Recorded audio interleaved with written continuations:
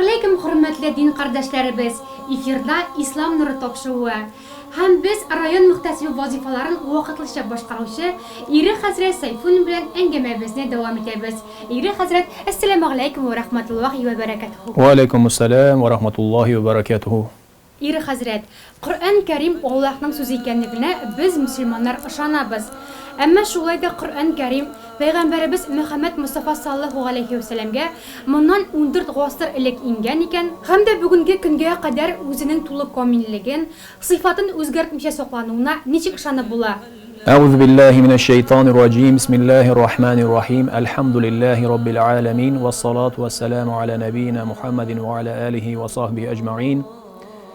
Bizlarni barchalarimizni da bu dunyoga yuqtan bar qilib, o'zining ne'matlari bilan tarbiya qilib turuvchi Alloh Rabbimizga iymon keltirgan so'ngida albatta biz mu'minlar uning o'z kitobi bo'lgan Qur'on Karimga ishonuvimiz u iymon shartlarimizning bir ilishi bo'lib turadi.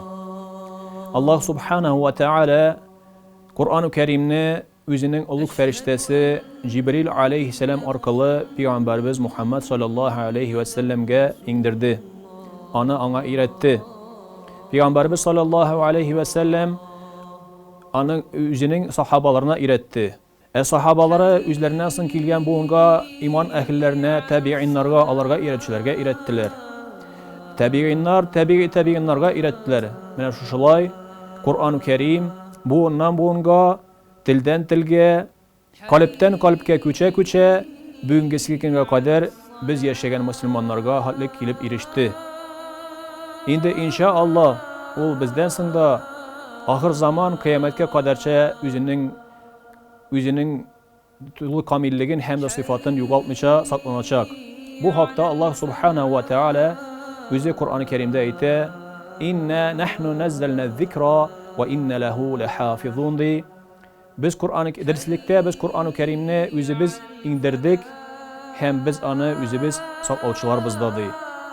Bu ayette Allah subhanahu wa ta'ala biz deyip özünün atağı, özünün kimçiliksiz feriştelerinin hizmetlerini tilge alığı.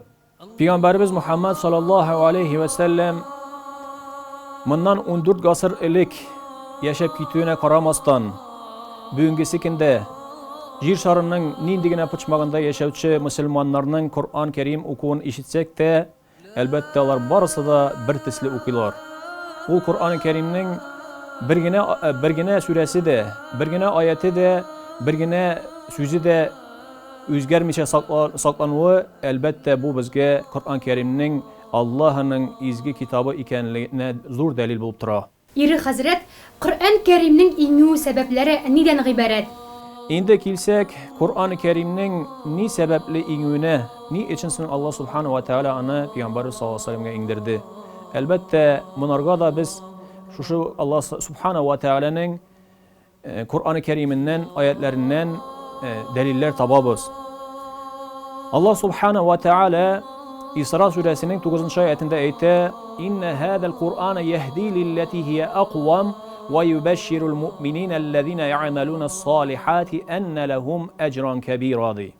Dürüstlükte Kur'an-ı Kerim in dürüst, in gadil doğru yolunu gösterücü, ruhi hem cemiyet avurlarına deva bulucu, hem de iman ve izgi amellerini birge zoyucu müminlerini Allah'ın ulug ecirleri cennetler bilen sindirici Allah'ın kitabıdır diye.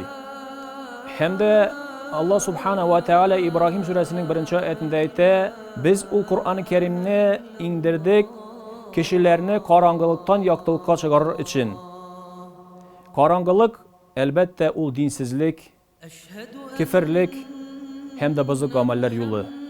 Nur, yaktılık ol Allah subhanahu ve teala'nı bar bir deyip tanıp, onun bir üzerine itaat etip, onun üzerine gıybet kılıp, yaxşılıklar kılıp yaşav yolu. Hazret tağın bir sorağımız, Kur'an'ı oku, onu öğrenmenin ecirleri hakkında da aytsanız idi.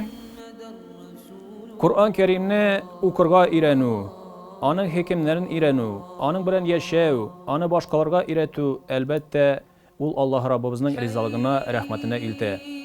Peygamberimiz Muhammed sallallahu aleyhi ve sellem bir hadisinde aytdi: "Sizning eng hayırlarınız Allah'a karşında Kur'an-ı Kerim'ni öğrengeniniz hem de onu başkalarga öğretkeniniz." Hem de Kur'an-ı Kerim'ni okuyunuz. Ol sizge kıyamet günde yaklauçu bol kilirdi. Elbette Kur'an-ı Kerim'ge bulgan mehabbetimiz, Allah Rabbimizga üzüne bulgan mehabbetimiz. Kur'an-ı Kerim'ni kadirlevimiz, hürmetimiz de da Allah Rabbimizne Allah'ımız. Peygamberimiz Muhammed sallallahu aleyhi ve sellem bir hadisinde eyte, Ehlül Kur'ani ehlullahi ve khassatuhu diye. Kur'an ehilleri, Allah'ın ehilleri hem ayrım bir kişileri diye.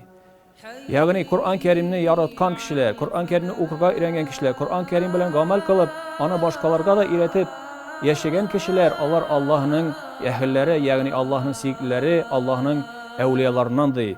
Iri Hazret, Kur'an-ı Kerim'ge qarata biz nindi edep saqlarga tiyishbiz. Elhamdülillah, komünizmden soň dinimiz açıldı. Köpkene dini kitaplar, jurnallar, gazeteler bastırılıp çıkarıldı. Hem bugünkü de ul devam ite. Hatta kay bir dünyavi gazete jurnallarda da biz Allah Rabbimizning yazmalarını görəbiz. Bunun için biz bik siyinəbiz.